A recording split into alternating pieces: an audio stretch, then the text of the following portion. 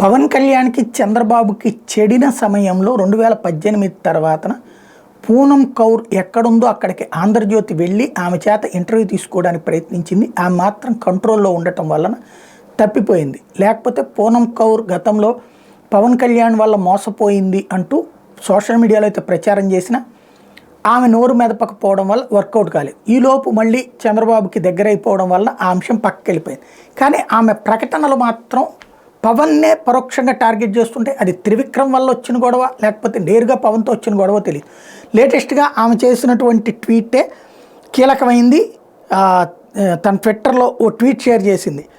ఏంటయ్యా అంటే, ఒకరి జీవితంలో హీరో అయిన కొందరు మరొకరి జీవితంలో విలన్ కావచ్చు. ఇది ఒకరి జీవితంలో హీరో అయిన వాళ్ళు మరొకరి జీవితంలో విలన్ కావచ్చు. ఇది ఎవరిని ఉద్దేశించింది అనేది ఆమె చెప్పదు. గతంలో కూడా అన్యాపదేశంగానే టచ్ చేస్తూ వచ్చింది. ఏంటన్నది మాత్రం వివరణ ఇవ్వదు.